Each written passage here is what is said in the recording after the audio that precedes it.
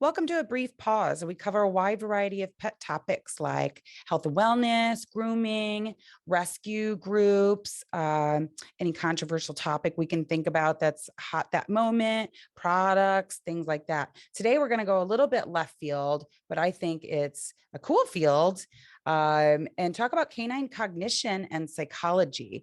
And I'm so excited to have gotten a hold of someone in the PhD program at Yale, in the research lab, doing the work right now to learn about how we communicate with our animals and how they actually think and process the world around them, which is so exciting.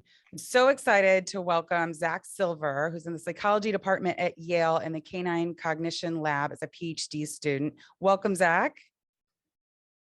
How are My pleasure you? to be here. Thanks so much for having me. I'm doing well, thank you. Good, good. So, I had spoken to you before. This subject really, really intrigues me because of my background. And I wonder, we've had some veterinarians on and talked about one of our episodes last season was talking about people forget that there's multifaceted careers in the dog world. And this was one I had taken some courses myself out of Duke and canine cognition, and you're over there at Yale. This is a really fascinating subject. And what I learned when I was taking is how little we know compared to what I think people would think we know when it comes to canine cognition. But we're learning so fast every day that I thought I want to talk to somebody who's boots on the ground doing it right now in the research lab. And that's exactly what you're doing. So can you start us off with explaining what we're talking about here with dog psychology and canine cognition, what that means? So the general framework that we use when studying canines in a cognitive manner is to start with cognitive abilities and facets that we know are really pervasive and present in the human species. So we look at developmental or infant psychology methodologies, and we just adapt those to make them work for dogs. What we're doing always here is we're asking the question of, is the human cognitive ability that we've observed in the developmental populations unique to us as a species, or is it shared by dogs? And there's a very specific reason why we think dogs might share some of these cognitive abilities, and that's that we actively selected for certain cognitive abilities in them during their domestication process. So to unpack this a little more, it helps to walk through exactly how dogs came to be dogs. And this we can go back about 40,000 years to undomesticated wolves. So dogs evolved from the wolf. That's their closest genetic relative. And these species of wolves had very little relationship with humans at all. They just sort of existed separately in our evolving environments. And at some point, some wolves became friendly towards humans. It might have just been by chance that they happened to approach a human camp and that we were nice to them and let them stay with us. The exact circumstances surrounding how the first wolves became interested in humans is still unknown. But the important detail here is that the wolves began interacting with humans. And this relationship quickly became symbiotic, where it was beneficial for both them and for us. Initially, it was just us being tolerant of them and them being tolerant of us. Neither the wolves nor the evolving humans were going to eat each other, and that was made for a safe relationship for the species. But very quickly, we started to have a relationship that was beneficial for both of us. So we would share our resources with these animals that were around us. I'll start calling them dogs here from this point, but it's evolving dogs is the idea. So as dogs are evolving, we started to share our resources with them. We kept them safe from environmental hazards that they couldn't keep themselves safe from on their own, and we dramatically increased their chances of survival. But all throughout this process, it was really essential that they remained tolerant of us, but beyond that, that they kind of served some purpose for us also, as we would not have had an evolutionary reason to continue to share our limited food sources with these dogs if they weren't doing something in exchange. So companionship is obviously one very important resource that they gave to us. But more importantly, for their evolving evolutionary process, was that they were helping us hunt and get more food. So the hunting relationship between dogs and humans was the very beginning of this really important cooperative relationship that dogs and humans shared, where now they were not only helping our survival, we were helping theirs. And there was this give and take back and forth relationship where we were both benefiting from living with each other. But during this process, we wanted the dogs to be good at helping us hunt and good at helping us do whatever task we needed them to do. So we were looking for the dogs who could understand our communication attempts and our cooperative signals and work well with us. This could be as simple as being able to detect what we were looking at, what we were pointing at, what we wanted them to do.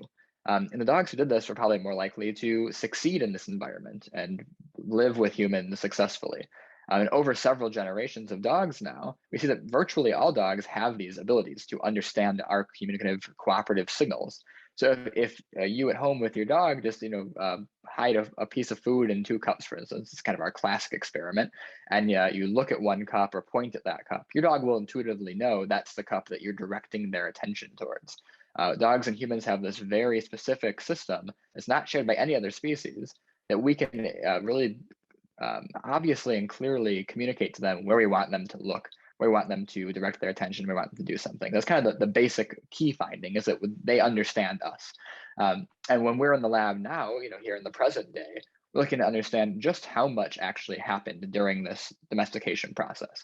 How much did we shape their minds? So to back up a little bit and go back to the human side, we take all kinds of cognitive abilities that we know are present in humans. So not just following communication attempts, but also determining who's nice and who's mean, determining who's trustworthy and who's untrustworthy, just as a couple examples. We start with things that we know humans do from a young age, and we like to see if these are present in dogs also. And where we see commonalities between humans and dogs, we know this is something that we kind of gave them during domestication. This is either a product of being selected for by us or potentially just living with us in the present day. A dog living in a human household sees all kinds of things, has all kinds of experiences that no other animal has. So that's what makes dogs so unique there. But the reverse is also interesting for us. We see things that dogs can't do. These cognitive abilities seem to be uniquely human. That's really interesting for us because it tells us that even living alongside us for 40,000 years, this very particular ability maybe is something that evolved, in a very human-specific circumstance. So as a long-winded answer there, but the general idea is that because of dogs' very unique domestication history and their very unique social environment living with us, they're a really interesting model for understanding human uniqueness. Yeah, thank you so much for that answer. But, long-winded, but it is really helpful and explains a lot. So what are you working on now? What's the most exciting thing you're working on now? I know some of these things can be a little subtle and monotonous, but what's a fun test you're doing now, or one cognitive ability that you're researching right now in the lab? At the moment, what's really exciting me is determining whether dogs share the human-like capacity for something called social evaluation. So social evaluation is a very broad umbrella of cognitive abilities, but what it generally means is that if we watch some behavior that we're not really a part of, another word for this is maybe social eavesdropping, we can determine who's a good person to interact with, or even just how they might interact with us in the future. So the classic example of this is if the dog sees someone trying to achieve some goal, they can't quite do it. The way we do this in our lab is that I'm trapped in a little box and I'm reaching for a clipboard that's outside of the enclosed area that I'm in. And my arm's just not quite long enough to get to it. Dogs will then see somebody walk up to the clipboard and hand it to me. We'll call this person the pro-social helper. This is a positive ability, or positive trait in this person. We want to see people behave like that. But dogs also sometimes see the opposite. They see someone who's an antisocial hinderer, we'll call them.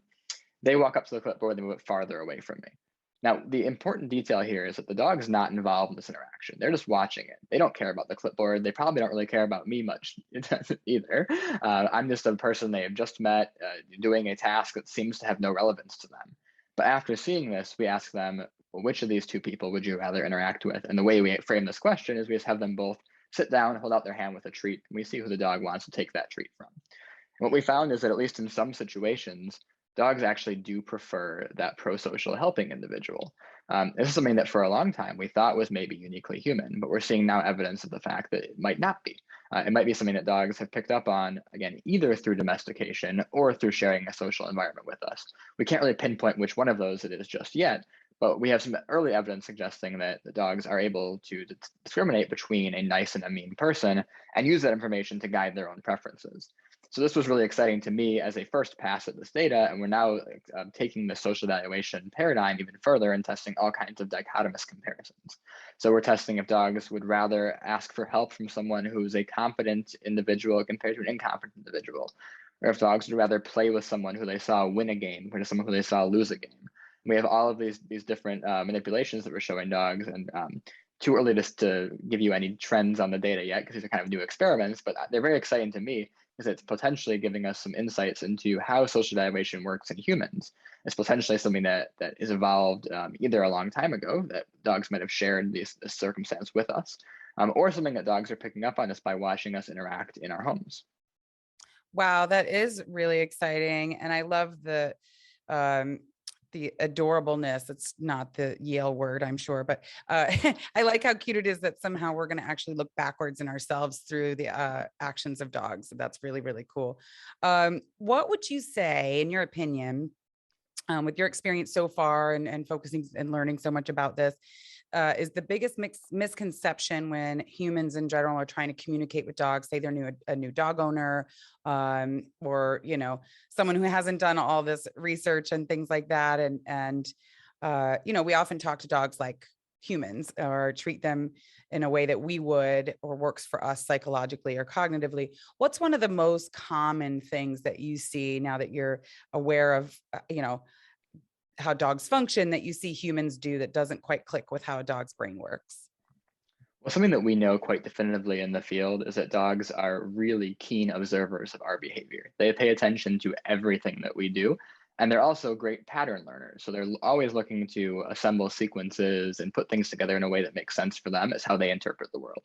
So sometimes we'll get into a situation where we are like training a dog to do something that's exactly the opposite of what we actually want them to do, because they are reading a pattern and reading our body language in a way that isn't quite mapping onto what our expectations of that situation might be. For instance, if we want to train our dog to not bark when somebody rings the doorbell, well, so the dog is watching us all the time. Doorbell rings and they start barking, and they're paying attention to us, whether or not we see that or not. They're monitoring a situation, and we say, don't do that, don't bark. We give them all these negative reinforcement type cues here. And when they eventually stop barking, now we say like, oh, good job. We give them a treat. We give them praise. We pet them. And all the dog is extracting from this interaction is, so when the doorbell rings, I bark for a while, then I stop and I get a treat. That's what I'm supposed to do, because they've observed our behavior during that time. And from their perspective, they've picked up on, okay, doorbell rings, they did nothing. They saw me bark, they acknowledged me barking. So we're on the same page so far. and then they gave me a treat. So they're learning the pattern, and we're kind of unaware of just how closely they are attending to our behavior. So the kind of the correct way to approach that would be to not give your dog the praise for stopping a maladaptive behavior or something we don't want them to do.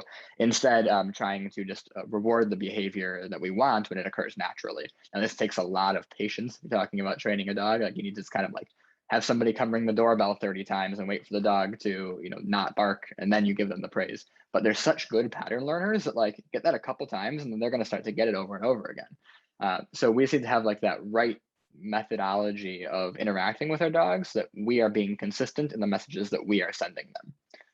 Yeah, I would say probably every trainer agrees with you on that one, as far as rewarding the good and ignoring the bad. And it's not even just about not being negative; it's that they literally don't understand what you're doing. Usually, that's what I've heard as well. And sounds like what you're saying as well. Um, yeah, so that would be a big one. I think there's a lot of I always tell people that when they get a dog, like, you really should, do a little research and understand how they work, because it is different. And then when you're getting a struggle, it's because you may not understand that little subtle difference in how they're acknowledging the information coming in. And that's why I think understanding a little bit of dog cognition is so important. How much would you say, and I know this is really, really tricky to answer, because it's so faceted, but how much would you say a breed has to do with cognition, and even within that breed, the variety of dogs, say in one litter or one pack? That's a great question. It's a question that our field does not have a great answer to at the moment. So there are very few projects that have kind of systematically explored the effect of breed on general cognitive ability, or even just like dog behavior in general. There are a few examples. For one, we know that in a big meta-analysis that actually used this Cognition software that you mentioned earlier, we saw that dogs that had just an overall larger brain size tended to have better inhibitory control, so like impulse control or self-control. That's kind of our only like big flagship breed difference finding right now. Right now, the struggle here is that in order to like ask questions about breed, we just need a ton of dogs to come in because we need to sample all of these different breeds in adequate numbers to draw reasonable conclusions about them. So a typical dog study that you might read in an academic journal will have anywhere from 40 to maybe 80 dogs in the study. And to get a sense of like a breed difference, we'd probably need like 40 to 80 of like every breed on that task. It's just unfortunately not something we can do with the resources we have currently available to us. It's these kind of big multi-lab projects that are taking place, through a citizen science online approach involving a lot of researchers. Gets us a little closer to answering those questions, but unfortunately, we just don't know much about how breed interacts with cognition at this point.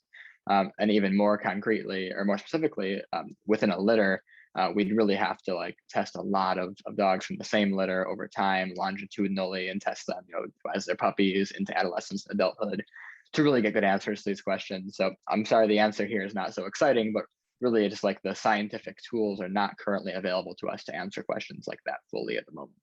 Yeah. So maybe that's one of the things I was thinking would be an example of we know less than in general people think we do. Cause I think there's such a common phrase of people really hardcore believing I got this dog of this breed, it's going to act like this. And that's just not how living things work. Obviously there's going to be some tendencies that we know and we see, and that's why breeders do what they do, but it has less to do with it than you would think.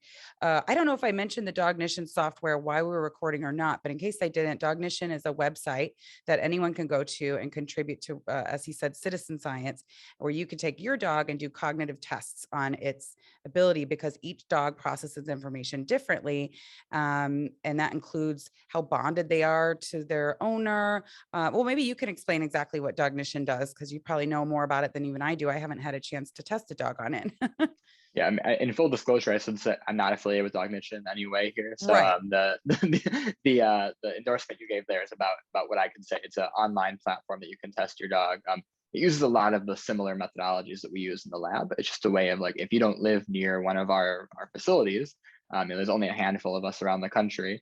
It's a way for you to learn a little bit about your dog on your own. It is run through Duke, I believe. Yeah, it's run through Duke, I know the professor, I think, maybe did it on the side. I'm not sure if it's run through Duke. Right. Here we are both not knowing much about this thing, Yeah. but I thought it was so cool. Because yeah, you could get on and sort of it seems like fun games with your dog, but you could see exactly how your dog works. And if you had 3 Yorkies, they're all 3 going to come out different. And that's kind of the point. Where are you located if people wanted to involve their dogs, or how would they volunteer if they wanted to get involved with your laboratory? Yeah, so I'm affiliated with the Yale Canine Cognition Center. We're in New Haven, Connecticut. We can go to our website. It's just doglab.yale.edu, and that's a link to our website. We have an online portal to sign up. So we have people from all over New England and even like as far south as like the Carolinas that come up. We love to see people. Many of the owners tell us it's like the favorite thing that their dog does. Because one thing that we've gathered from this, and I hope in the future we have a chance to kind of empirically test this, is that it seems to be something that is really beneficial for dogs to have this mental stimulation. We know how important that is for humans. We know like that we get a lot for brain health, and just like our overall functioning is improved by challenging our minds. There's a big movement in human psychology to work with all individuals, even outside of the schooling and academic years, to continue to challenge the mind. We don't know much about what this means for dogs and if dogs' mental stimulation is important or not. But anecdotally, I can tell you when dogs come into the lab, we see like a different side of their behavior sometimes. We see that dogs get into this like very relaxed and focused state. And then the owners usually tell us when they come home, they're so happy. They just like curl up in a ball and go to sleep because they've challenged their mental and cognitive systems in a way that they don't usually have access to. So this is something I've recently become very interested in, is the welfare side of what we're doing, which is that I think that we're improving dogs' lives and dogs' experiences of life by allowing them to have this mental stimulation that we can really only get by working cognitively in a way that I don't think there's many opportunities for dogs to do that in day-to-day life.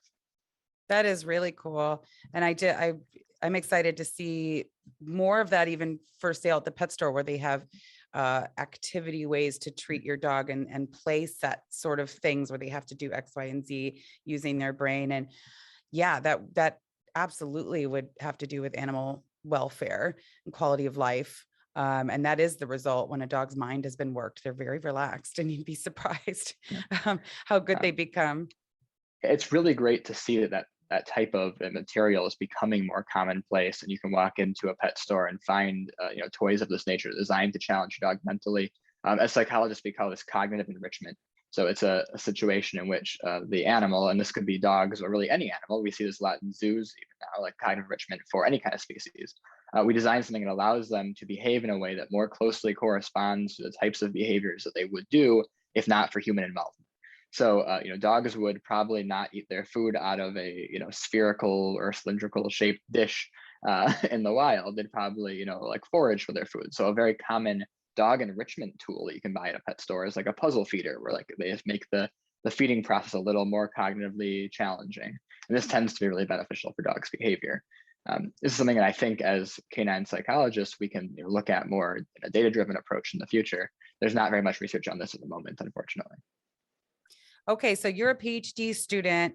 What are you hoping to do with this information, or what would you do with this degree or this information in the future? What kind of jobs are there for that? I don't know that. Where do you go? Do you teach? You continue staying in the research lab? How does that work? Yeah, traditionally, a PhD in psychology will go on to a research and teaching type employment situation, usually at a university. What's interesting about studying animals is that we kind of have the broader net of people who are interested in animals outside of academia also. So there are research jobs available in any animal welfare space, or really any space that involves working with animals. Me personally, I see myself going into the teaching and researching route. I really do have a passion for sharing science with people. So science communication and working with students of all backgrounds is really my personal passion within the broad realm of academia. Well, that's really cool. And this topic, I think we talk about it for a really, really long time, because I really would love to know all the interesting things that you're learning in there. I'm sure you learn new information that's mind blowing all the time. Where again can they come to see you, or is there multiple campuses people can take their dog? This laboratory is, you told us where that was. Is there other places around the country people can go or get involved, or online that you know of? Yeah, I know of a few other dog labs in the country. There is the Duke Canine Cognition Lab in Durham, North Carolina. There's also a dog lab at Arizona University in Tucson. And then there are a couple of new ones sprouting up. I believe there's also one now at University of Nebraska-Lincoln. And I'm assuming there'll be more popping up in the future. Like I said, this is a very, very young field, so there's not that many of us doing this research right now. Oh, sorry, one more I should mention is Yeah. Boston College. A former colleague of mine, Angie Johnson, runs that lab at Boston College. There are a lot of us now at the PhD stage doing this work. We're kind of like the second generation of researchers.